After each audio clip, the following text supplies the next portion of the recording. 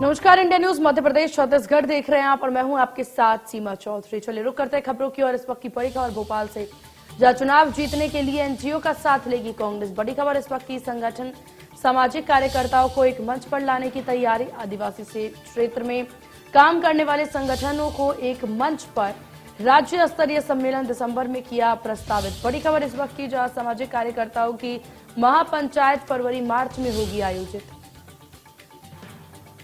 तो इस वक्त की बड़ी खबर आपको बता दें, जहां चुनाव जीतने के लिए कांग्रेस थामेगी एनजीओ का साथ। तो बड़ी खबर इस वक्त की, जहां चुनाव जीतने के लिए एनजीओ का साथ थामती हुई कांग्रेस नजर आएगी।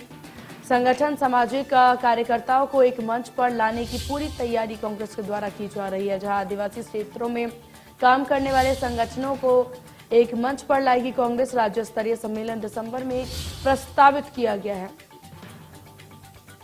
सामाजिक कार्यकर्ताओं की महापंचायत फरवरी मार्च में प्रस्तावित। तो बड़ी खबर इस वक्त की आपको बता दें, जहां चुनाव जीतने के लिए एनजीओ का साथ लेगी कांग्रेस। बड़ी खबर इस वक्त की, चुनाव जीतने के लिए एनजीओ का साथ लेगी कांग्रेस। संगठन सामाजिक कार्यकर्ताओं को एक मंच पर लाने की पूरी तैयारी। आदिवासी क्षेत्रों में काम करने वाले संगठनों होंगे एक मंच पर। राज्य स्तरीय सम्मेलन दिसंबर में प्रस्तावित किया गया है।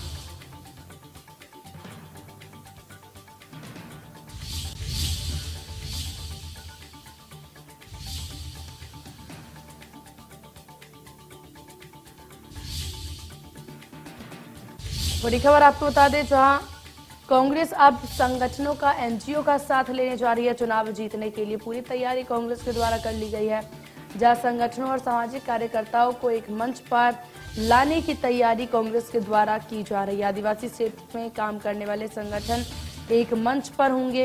राज्य स्तरीय सम्मेलन दिसंबर में प्रस्तावित किया गया है।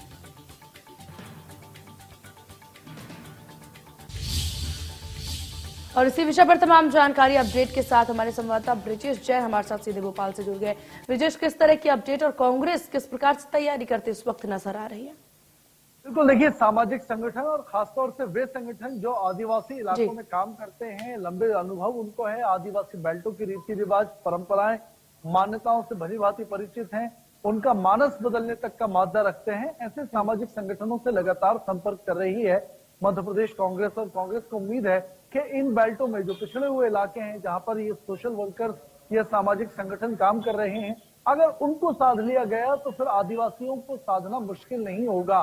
और यही वजह है कि दिसंबर में एक बड़ा प्लान जो है आदिवासी बेल्टों के एनजीओ का, सामाजिक कार्यकर्ताओं का, सामाजिक संगठनों का सम्मेलन भोपाल में कांग्रेस प्लान कर रही है। तो वजह यही है कि कहीं ना कहीं जो चुनाव है उसको इन सामाजिक संगठनों के जरिए साधा जा सके। बिल्कुल। और देखिए, इसके लिए पूरी कवायद भी यहाँ पर ब्रिटिश कांग्रेस करती नजर आ रही है। खासतौर पर तैयारी की जा रही है इन सबको एक मंच पर लाने के लिए। कितना मुश्किल भरा ये सफर हो सकता है कांग्रेस के लिए?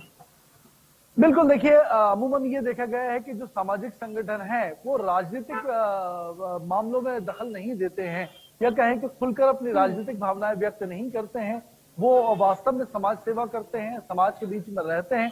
तो मुझे नहीं लगता कि बहुत बड़ी सफलता कांग्रेस को इसमें मिलती हुई नजर आएगी। पहली वजह तो यही है कि वो राजनीतिक की झपलों में पड़ते नहीं है। दूसरी वजह यह है कि ज्यादातर जो सरकार के साथ काम करते हैं, सरकार के प्रोजेक्ट में काम करते हैं, उनका सरकार से सीधा सरोकार, जनता की आवाज सरकार तक पहुंचाने का, सरकार की योजनाएं जनता तक ले जाने का होता है। तो वो सरकार का विरोध, रूलिंग पार्टी का विरोध नहीं लेना चाहेंगे। तो मुझे नहीं लगता कि एनजीओ को इकट्ठा करने में बहुत ज्यादा बड़ी सफलता कांग्रेस को मिलेगी। हाँ, ये जरूर है जिसको सरकारी प्रोजेक्ट नहीं मिल पा रहे हैं या सरकार से नाराज कुछ सामाजिक संगठन है, वो एक मंच पर जरूर आ सकते हैं। लेकिन दिसंबर में जो प्लानिंग की गई है उसके बाद पता चलेगा कि कांग्रेस के दावे में कितना दम है, कितने सामाजिक संगठनों को वो एकजुट कर सकती है, और उससे पता चलेगा कि आगे जमीन पर या सामाजिक संगठनों के जरिए कितना वोट बैंक जुगाड़ कर पाएगी कांग्रेस।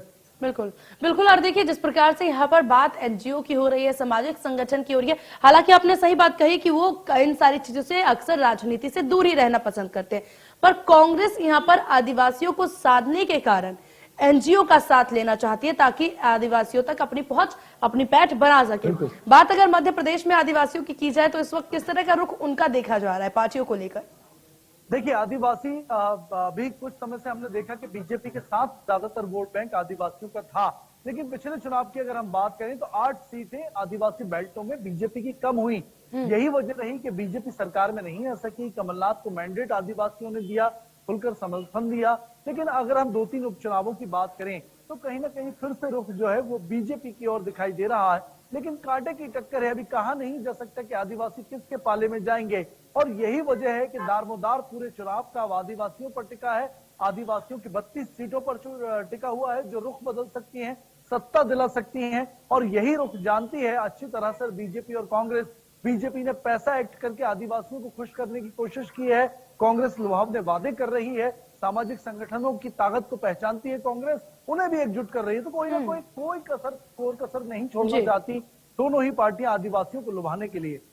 बिल्कुल। और ब्रजेश, बात यहाँ पर राज्य स्तरीय सम्मेलन की जाए, उसको दिसंबर में प्रस्तावित कर दिया गया, इसके पीछे की क्या वजह है?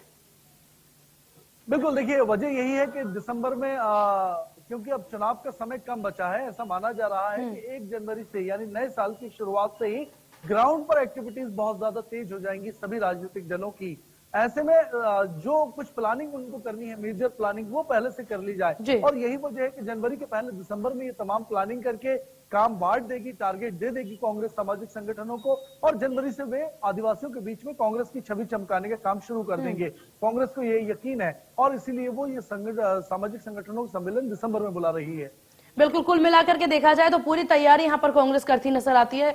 देखने वाली बात होगी कि आखिर कांग्रेस की ये जो पूरी तैयारी है वो कितना रंग लाती है। आपका बहुत शुक्रिया ब्रजेश, तमाम जानकारी साथ